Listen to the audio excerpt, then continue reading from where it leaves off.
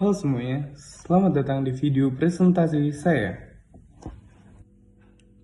Hari ini kita akan membahas sesuatu yang menarik yang mengubah wajah dunia pendidikan di dunia, yaitu AI Text Generative.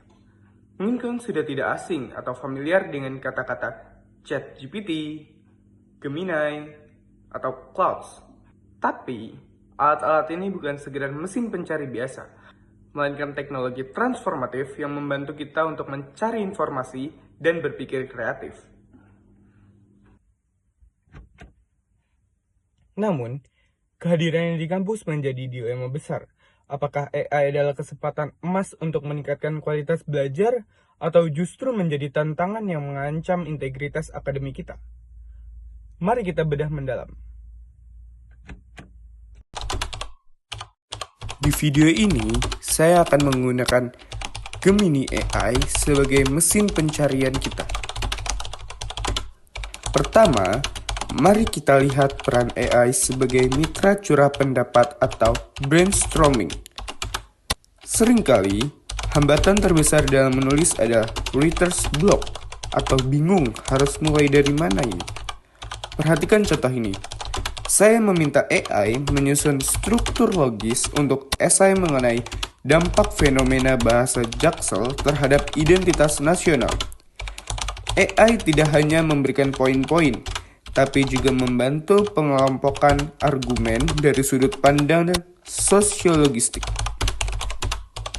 Di sini, AI berfungsi sebagai kerangka berpikir, memicu sel-sel kreatif kita untuk mengisi detailnya dengan riset mandiri yang lebih valid.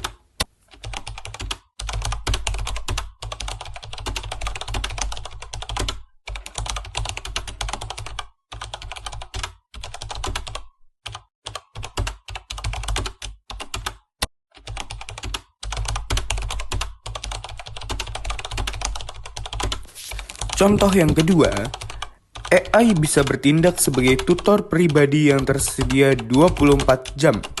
Bayangkan, Anda sedang mempelajari materi yang sangat teknis, misalnya konsep transformasi digital di sektor publik.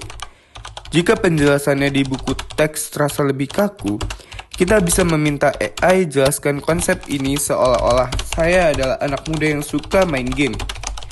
AI akan menggunakan perumpamaan yang jauh lebih dekat dengan keseharian kita. Kemampuan adaptasi bahasa inilah yang membuat proses belajar menjadi jauh lebih profesional dan inklusif bagi setiap tipe pelajar.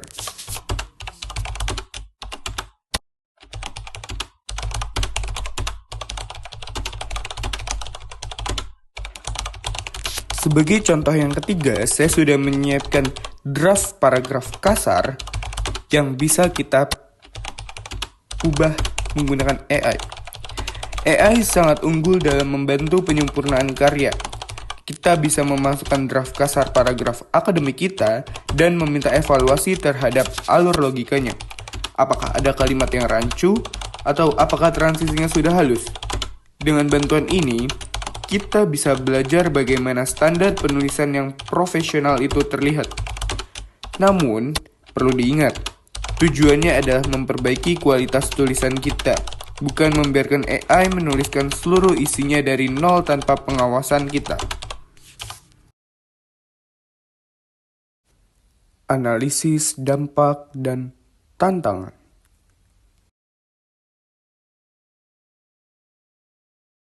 Setelah melihat aplikasinya, mari kita timbang dampaknya secara objektif. Dari sisi peluang, AI menawarkan demokratisasi informasi. Mahasiswa kini memiliki akses ke asisten belajar yang sangat cerdas setiap hari, bahkan setiap saat. Membantu efisiensi pengerjaan tugas rutin sehingga kita punya lebih banyak waktu untuk berdiskusi secara mendalam. Selain itu, personalisasi materi membuat mereka yang tertinggal di kelas bisa belajar ketinggalan secara mandiri. Namun, kita tidak boleh menutup mata terhadap tantangan yang nyata. Risiko terbesar adalah ketergantungan mental. Jika kita selalu mengandalkan AI untuk berpikir, maka otot intelektual dan daya kritis kita akan melemah. Lalu, ada masalah halusinasi AI. Situasi di mana sistem memberikan fakta yang salah namun dikemas dengan bahasa yang sangat meyakinkan. Ini berbahaya jika diterima mentah-mentah tanpa verifikasi. Secara institusional, hal ini memaksa dunia pendidikan untuk menginformasi secara penilaian. Tidak lagi sekedar hasil akhir, tapi lebih menekankan pada proses berpikir manusia di baliknya. Jadi, AI lebih banyak manfaat atau ruginya? Menurut saya, AI adalah alat yang sangat luar biasa jika digunakan dengan bijak. Kuncinya ada pada tanggung jawab bagaimana kita menggunakannya. Rekomendasi saya sebagai sesama mahasiswa adalah gunakan AI untuk membantu proses berpikir Anda, bukan untuk menggantikan kemampuan analisis mandiri Anda. Jangan biarkan teknologi menggantikan integritas kita sebagai akademisi.